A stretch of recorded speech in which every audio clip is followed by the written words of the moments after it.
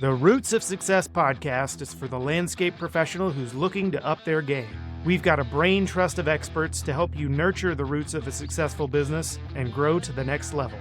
This is the Roots of Success. Hello, this is Roots of Success podcast, and I'm your host, Tommy, and I have an awesome, really awesome guest today. He is my first guest for a second appearance on our show.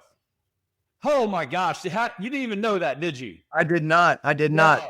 Threw a curveball. We got Jason Cromley, co-owner of Hidden Creek Landscape in Columbus, Ohio. Jason's a good friend of mine. We've spent a lot of times together in grow events and peer groups and sort of bantering back and forth all over social media. He's a great guy and a great business owner. It's a pleasure to have you on, Jason. Thanks so much for the invite. Super excited to be the first of, this long list of great interviews that you've been watching and doing that I've been really enjoying over the last, year, seeing all these. It's been great. Well, I got a little surprise for you. So I know viewers can't see, but if you can, I got my handy dandy Hidden Creek Yeti coffee cup.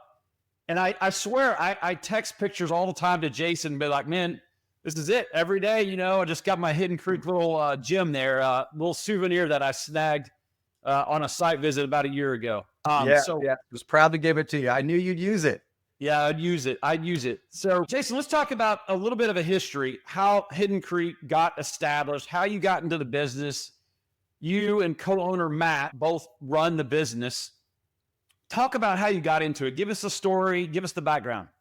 Sure. Yeah. And it could be a really long story, but in the interest of time, I'm going to try to give you, kind of the fun highlight moments of it. Matt and I met back at the Ohio State University in college. We were both in landscape architecture. We both got into bartending and we were working for some landscaping companies, and no joke, paychecks were bouncing. We knew more than the owners did. We had a better work ethic. And I'm like, how hard this can be? Let's just start our own landscaping thing. And I had a pickup truck. I said, buy a couple wheelbarrows and what else is there? How hard can this be? Yeah. How hard can it be? So we were still in school, decided to start the business. So we did a little bit of school during the day, bartended at night, and would landscape between classes, not really knowing where this thing was going to go by any means.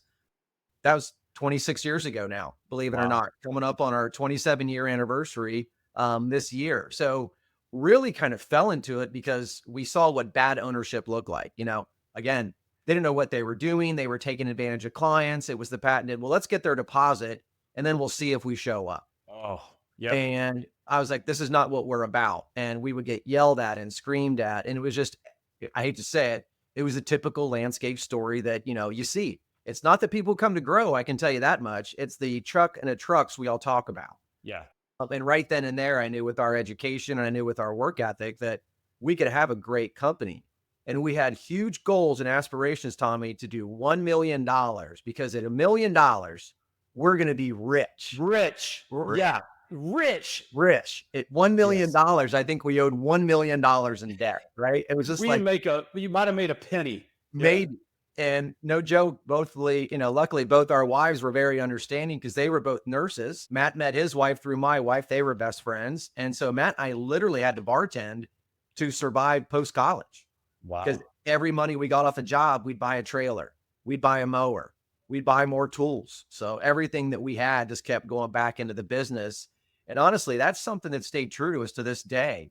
We pump money into our business each and every single day. I want the nice equipment. I want the great brand. I want the Yetis for people who walk through. Man, I love seeing my logo out there, and you'll pick up on this at Grow for anybody who comes. I like to show off just a little bit, and I show off for the team that works here so they know how proud I am of the company and that I trust them enough to keep investing good money back into it rather than me having 3 houses and 10 cars and all those things. I don't have any of that stuff. Yeah. But man, our facility looks pretty nice. It does. It looks awesome. I'm going to be there in a few weeks to see it again and see all the necessary changes. You mentioned something very awesome that's coming up next month, and it's called Grow. It's the annual tradition. It's in February. You are hosting Grow, and that's a huge achievement. Just to say, raise your hand. We can do it, and we can prepare for hundreds and hundreds of business owners and entrepreneurs and managers and frontline men and women out there to attend your facility and learn more. When we announced we're going to Hidden Creek, you raised your hand and said, I want the biggest and best, most attended grow ever. And I was like, man, that's something to shoot for. You don't be shy of your goals. You're very open in expressing that. Why host grow? If you would ask me a year ago, I had 100 answers. Now, as I'm Yeah. down to less than 45 days, those answers are not as big as they used to be. I went to one of my first grows, I believe, was Lifescapes of Colorado. Yeah. I want to say back to maybe 2018 or 17. Mhm. I'd never been to one. And, like anything in our industry, whether I was at an NALP or some event, someone's like, you got to go check out Grow. Right. And I've known Marty. We bumped into each other. He's Dayton. I'm Columbus. So we're only an hour apart from each other. And like anything, someone challenged me to go. And I'm like, you know what? Let's go, because guess what? I'm going to go skiing when I'm in Colorado. So, perfect write-off. So I go to this event, and honestly, my eyes just kept getting bigger and bigger and bigger. And I'm like, I met so many great people that had tons to share. I saw a company that I aspired to be. I saw processes in place. I saw designs. They're very similar to who we are, which is high-end residential work. And I'm like, someday I'm going to host Grow. Yeah. Right. I was just like, because what I gained from that helped me foresee a better future than what I'd ever envisioned. Right. We were maybe 8 million at the time. Right. So we weren't that big. I don't even know if we were that big. We were probably close. Yeah, probably around anywhere between 5 to 7 million. And I was like, I want more. Right. I can do more. I maybe can't have a church for a building, but let me see what I can do. Right. And so I saw that and I said, one day that would be the coolest thing. That would be a feather in my cap. That would be a bucket list that I got to do it. And so it was like a pipe dream. And then, I talked to Vince about it, and he's like, yeah, we always stay south because obviously the winter and we can't really travel north. And I'm like, well, there goes that. It's never going to happen.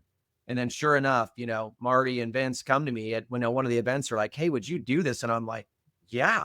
I would 100% do this, because as we all know, some of the best things about our industry is the give back attitude. You see it across the board, and Marty's no different. I mean, he's one of the guys who started this. He wanted to do this to make the industry better, not Grunder better.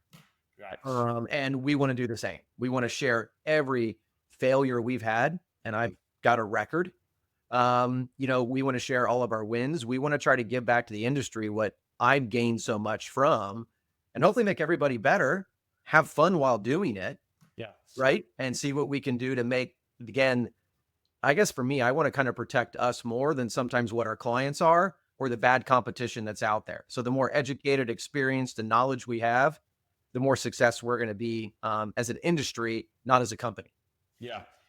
The give back attitude, I love. And I think that's the reason why you want to host. What was it like informing the team we're going to host 1,000+ people in a matter of a couple of days? What was the response? So I did it kind of fun, to be honest. So only a select few knew about it. So there was some, my leadership team knew about it. So there was some behind the scenes talk of what was really going to be happening. But I was able to bring 8 people to Grow at RJ's Lawn Care last year in Des Moines. Yep. And 6 of the people there had no idea. So when I got on stage, they just found out. So and they announced it. They announced it because one of the great things about hosting Grow that I've always heard, but obviously I'm hopeful for, is it's really the pride that'll come out of the company that you work for when you do get to host an event. And, when you get to come up on stage, and we got to bring our whole team up on stage, and, they got to be there, and they got, 800 people staring at them like, so we got to do this. Like, people want to come see us and they want to know what's going on. There's just that sense of pride. Yeah. Right. And it's that piece that comes out that says, man, we're going to get to help people, or I get to show off something that I do as a process that I brought to Hidden Creek that I can't wait to tell, 500 different companies, and hopefully they use that same thing. Yeah.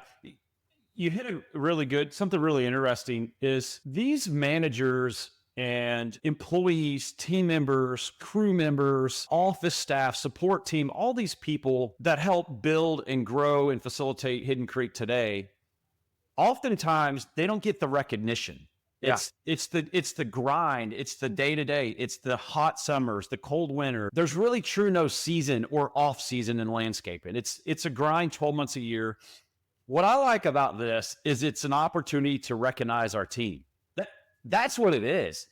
How fascinating is it for your team to now stand up on that stage next month and to be recognized, interviewed, asked questions, tell me more? Like, this is a reward, I would say, for your team, most importantly, because they only kind of know what's within the four walls and the roof at the facility in Columbus. But now everyone's coming in and asking questions. How do you do this? And how we can learn more and be recognized. And that's what I think that you're also trying to achieve and let people know in your team. 100%. And I'm a big proponent of getting the recognition to them. As I've been working with the Grow team, Vince specifically, I'm like, how do I get my team on stage? Like, how do I get them to answer questions, right? As the CEO, yeah, I know a little bit of everything, but I know 50% of everything. They know 100% of something specific, right? So when I answer, I'm given the best generalizations possible, and they can answer from the design to the operational piece to the equipment. I'm like, yeah, I think we use this. And I heard we did this. They're able to truly give 100% of their knowledge to somebody in the room who's going to walk through who says, I do your same job. That's exactly what I do. And I got an owner just like Jason who walks around thinking he knows everything and he doesn't. So I want to talk to that guy. Yeah. And I think to your point, the pride that'll come out of that, their chance to share and their chance to be asked questions and learn something from somebody else. Yeah. Right. So it'd be great if I could send my entire team to Grow, but I can't afford to send 40 people every year to Grow. Yeah. So there's nothing better than 1,000 people coming to us. Yeah. So everyone gets to experience Grow this year and get to see really what it does to bring everybody together. Love it. What's one thing or multiple things you're hoping to gain by hosting? What was the trigger point? But like, yeah, that's what I want to learn. Is it learning more? Is it exposing us to see certain things that we're not doing well? What is it? What are you hoping to gain? It's funny because at every level, and we've mostly tried to take anywhere from, 4 to 8 people per year to Grow once we see it, because everybody gets something different, right? Because you guys have such a great, assortment of classes, right? There's so much diversity. It's not owner driven. It's actually probably the least owner driven thing you can see. Yeah. Good right. point. So I'd say, between your HR classes, accounting classes, sales training, right? That's who I want to go to this. Yeah. I mean, honestly, Grow for me when I go is more social than it is anything, hanging out with the other owners, talking about our business, mostly because we're in peer groups together. Right. But I pick up 1 or 2 things. My teams are coming back with pages of notes, and I'm like, we can't implement 20 things this year. So I think that's probably when it comes to Grow people going, it's really just the open-mindedness you need to have to say, just because you do it this way doesn't mean it's right. You have to listen to other ideas, but you can't also come back with 100 items, right? Yeah. It's small bites. So I think that's probably what's so key about it. And it's not just a tour. I mean, out of a 3-day event, the tour is 1 day. Yeah. You got classes before, you got the tour, and you got classes after. And my team is, already, fighting over, well, I want to go to classes because they do know in the world of landscaping, we never stop and we might slow down, but you can't always get classes in when you want to. So this is an optimal time of year for mostly our industry to get some knowledge and actually implement it before the season kicks off. Yeah. You hit something really good. Education at this event is really good. And it's not about owners. It's the least amount about owners. It's more about those middle managers, those frontline people. It's nice to hear it from someone else besides Jason Cromley, right?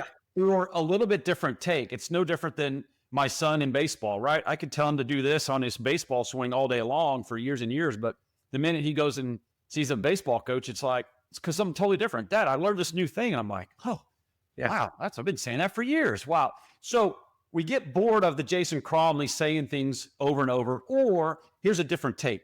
I will tell you, Grow is a fascinating event for management people.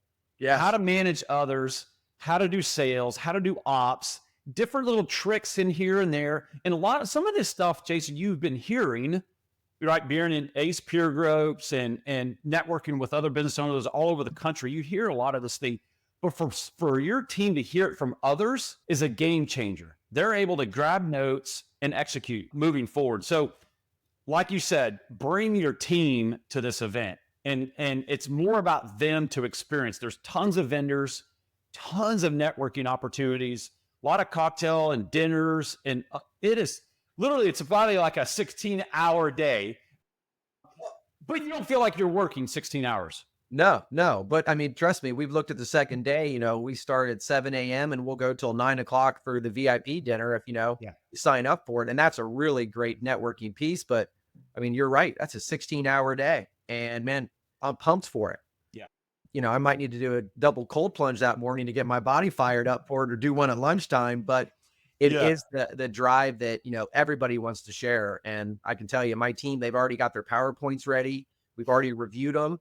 And you could tell, because I've looked at them, how excited they are. And there's things that I'm learning they do. I'm like, I didn't know you guys were working on that. This is amazing. Yeah. And I would say that's the tough thing too, Tommy, as Hidden Creek has grown to the size we are, right? I was just talking about, one of the acquisitions we made, which is, one of our great pieces of success, right? Buying a pool company. Cool. Yep. $3 million company. We've been able to double their revenue. The owner stayed on for 4 years. He's staying on for one more year to make it 5 years. But as we're going through his task list of all the stuff he does this morning, I'm like, I remember when I did everything. And by the way, our client communication was through the roof. Yeah. When I'm small, because I was the designer, I was the estimator, I was the project manager, I was accounting, I was also the foreman, so I could answer everything. Now you got 5 layers in there, and the clients are like, who do I talk to? Do I talk to my salesperson? Do I talk to the project manager? The foreman's great. Can I just ask him to do this?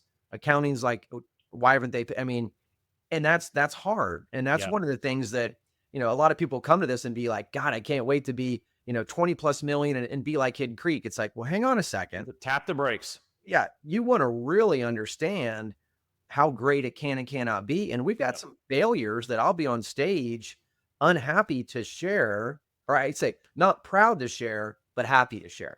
Yep.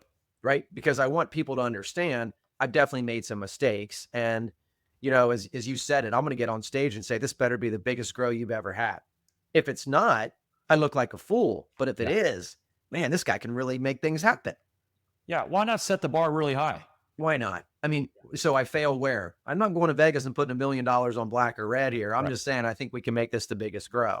Yeah. But I've got to make sure I put the effort, energy into it, like anybody does in any role they have. Don't say it. Actually say, look, I didn't try hard. I worked hard. I did what I should have do. It just wasn't the results. And we all know that. Yeah. If a salesperson misses their goals, we all know you saw if they actually made the effort. Yeah. What about the journey of trying to achieve the goal? Right. Let's talk about this real fast. When I was there recently, correct me if I'm wrong, but I'm going to get the numbers close. You set a goal of like 24 million at the end of 23. Yep. I believe, right? And you didn't hit the goal. No. You came less. So talk about that experience. I know the answer, but let our audience go through that format and tell me what happened. So we had a goal set for $24 million. We had gone from 12 million to 17 million to 21 million. So in 2 years, we went from 12 to 21 million, right? The pool acquisition was part of it, but that was only 3. Yeah. So we were able to kind of parlay all that stuff into, by the way, that was also post-COVID, right? Yeah. Sales. So, man, through the roof. Yep. And then the next year we go from 21 down to like 20.6. And I'm like, what the hell happened? Right. Yeah. And I knew what happened and I knew what we need to do to fix it. So we come into this year, goals 25 million. Like, I know the things we did wrong. I'm the director of sales. I'm like, I've got this. And guess what number we hit this year? $21 million, Tommy. I missed it again by $4 million. Again. Missed it again, right? I'm director of sales. Who's this fall on? Yeah. Me. And if you ask my sales team, they're like, this is the most stressful year we've ever had, right? Because guess where Jason was? Just on top of everybody. Yeah. Grinding. Right? And at the end of the day, we kind of looked back and we know what we did wrong. We still lived in just a little bit of a comfort world. Hidden Creek's got a great brand, a great name, a great image. We did $21 million almost purely off referrals. Yeah. Right? We do SEO, we do website, we got those, but we didn't knock on a door. We didn't ask for a sale. Whatever came in. Yeah, it was just whatever was coming in. It was like my hands are out. So if it lands here, again, if the fish jumps in the boat, I'm going to eat the fish. Yeah. Right. Yeah. But we Jumping in the boat was 21 million. Yeah. It came in the boat. We barely put a rod in the water. Right. And so we have made some changes. I got some personnel changes that happened. I got some new personnel coming in because I believe at the end of the day, why the team says, because you can imagine I'm taking my goal up again, right? I'm not going to sit here and suffer. I talked to the team. They're like, well, why do we have to do this? I'm like, well, first and foremost, our overhead keeps growing. So $21 million, if you guys want to hold, look to your left, look to your right, someone's going to be gone, right? So if you want to protect the people you like working with, we got to go after the number. So we use some of those things to try to learn the lessons, right? Nobody's perfect. And again, people might walk through, not hear this podcast. They're like, God, everything Hidden Creek touches is gold. Oh my gosh, man. Absolutely not. So much bad product, so many bad ideas. Yeah. I just don't ever let them hold me back and hold me down. I always think positive. Unfortunately, I'm an overly optimistic person. Love it. Love it.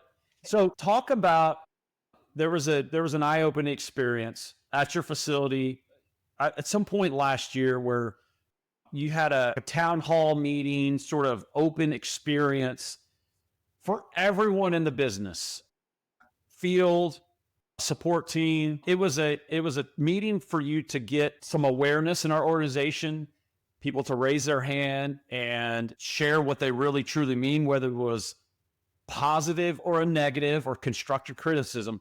Tell me about that experience that you had.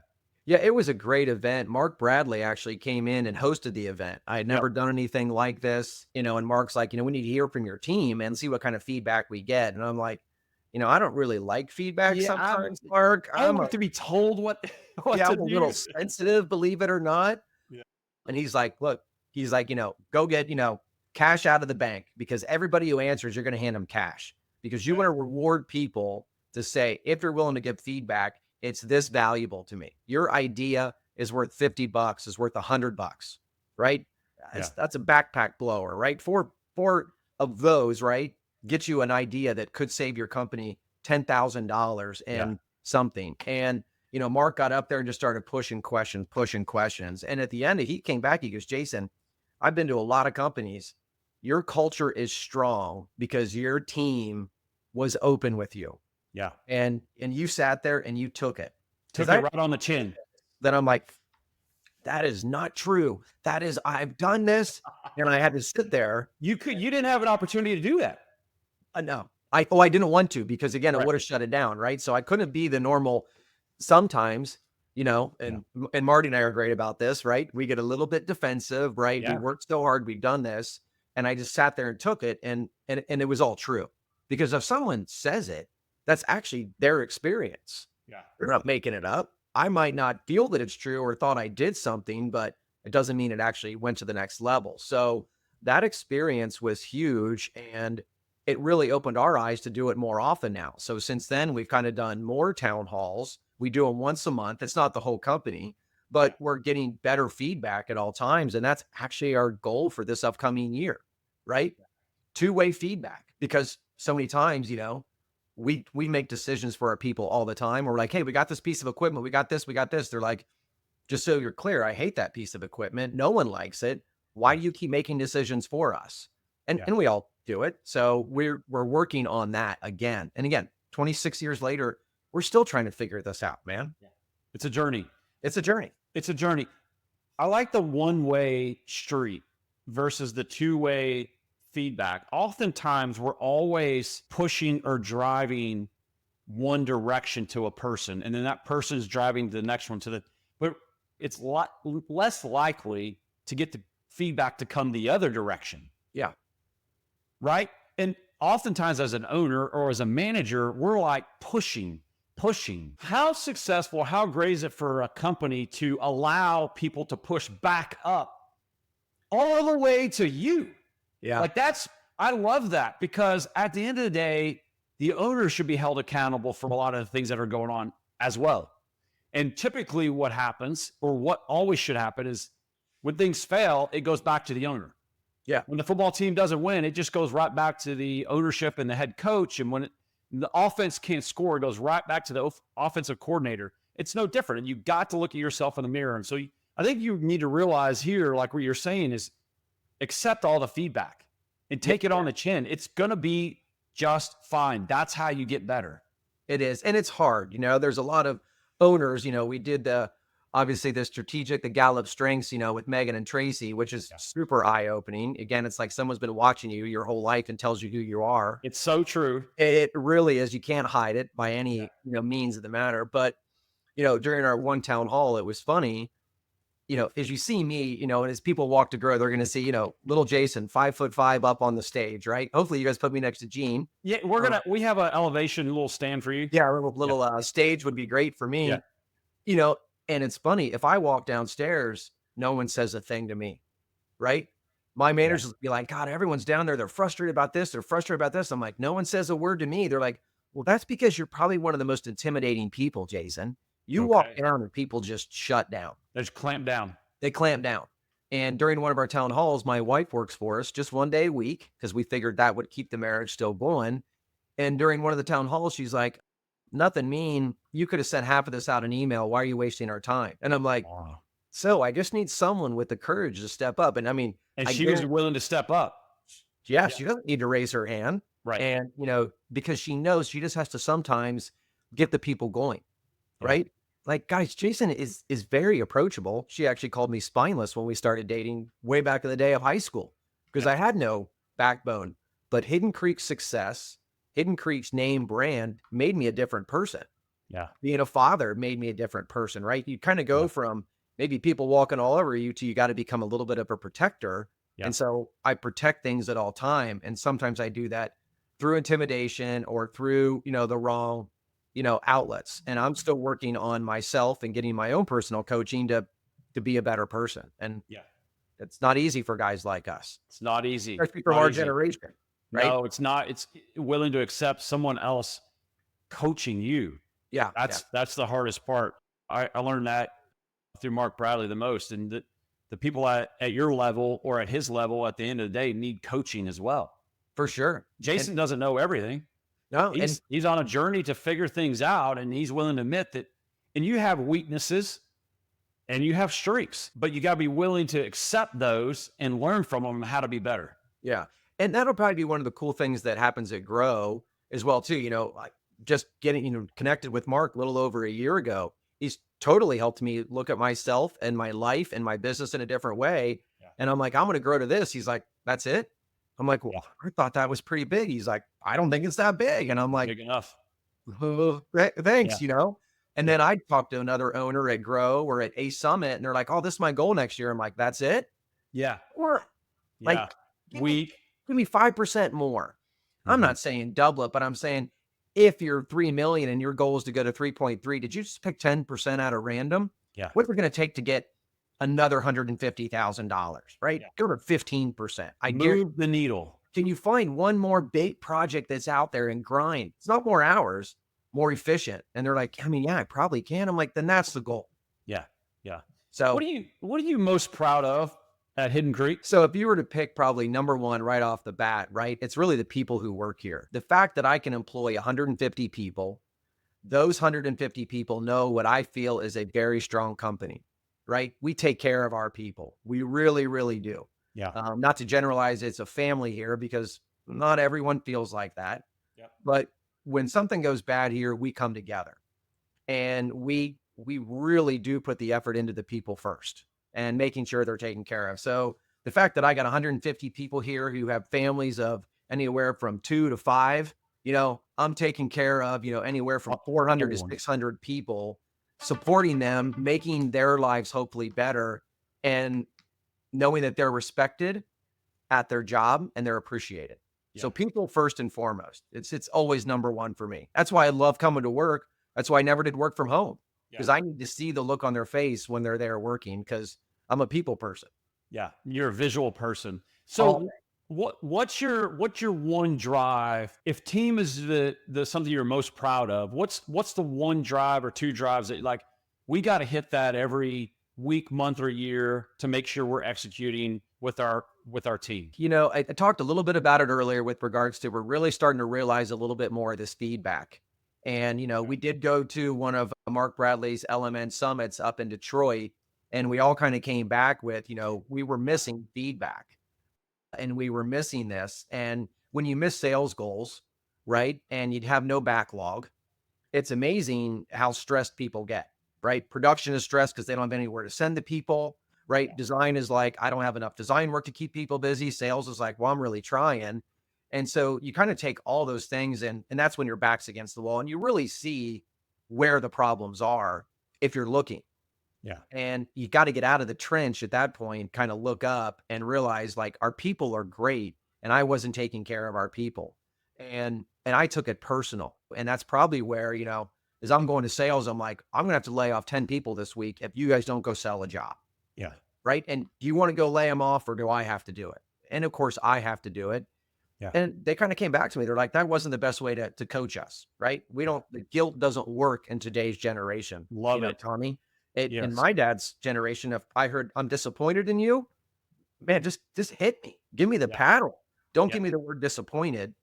And so it's really this coaching that I've discovered I need more coaching and my team needs more coaching. And I'm not the best coach, by the way. Yeah. That's what I've really come to recognize through all this. For me to protect my people, which is my number one asset, I've got to get them better education, better training, better mentorship, and better time to actually get focused on them as a person, not just in the role. Yeah. Like I said earlier, we all have our strengths and weaknesses, but if you can be able to, this goes for anyone, owner, manager, if you can identify those weak spots in yourself, and if you can manage those and get a little bit better, not to say that you're going to perfect it, it's just who you are, but you are able to team up with another coach or another peer group member or someone else around you to say, Jason, you can't talk to people like that.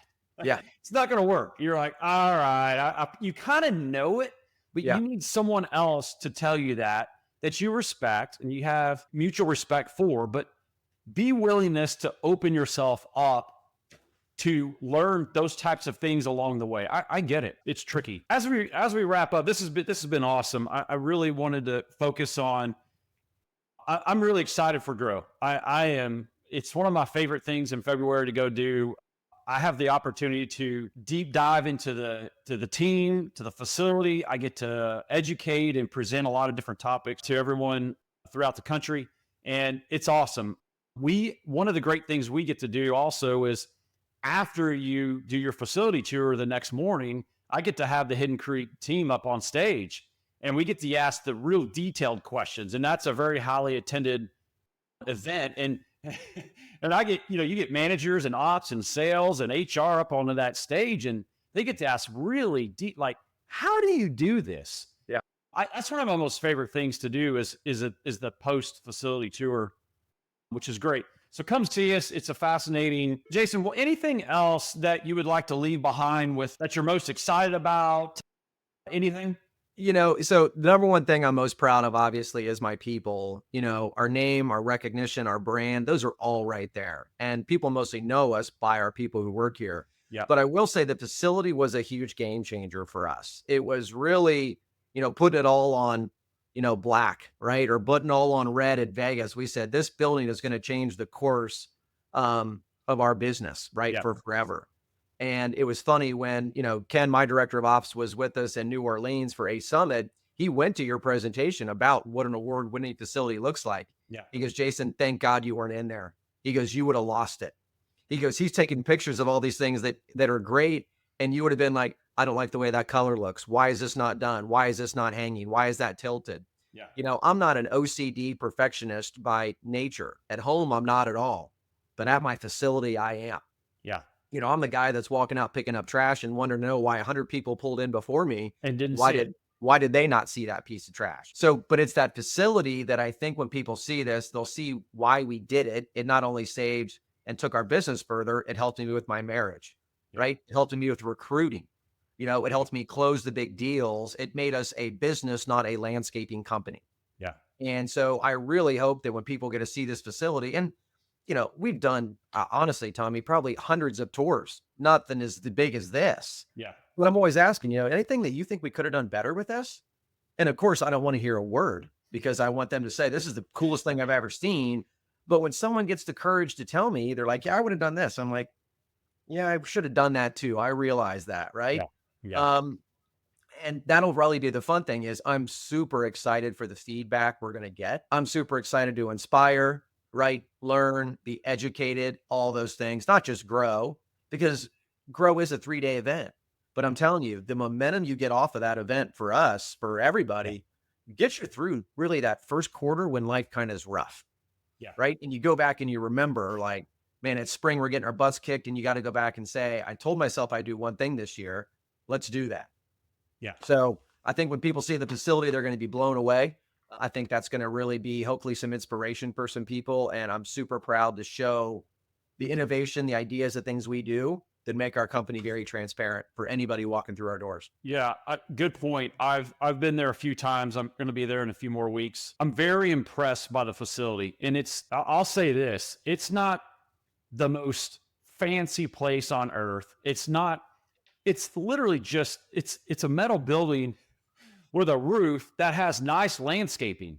Like that's it, Jason. But what I will say about this facility is there's certain features about it that make it efficient. Yeah. There's these little things throughout the inside and the outside, and I'm not going to give it away, but there's a little bit of a design studio. There's a operations area where everyone can come together and see what people are working on. There's a board of equipment where you get to see what's being on job sites, what's in the repair shop, but then you move your operations outside.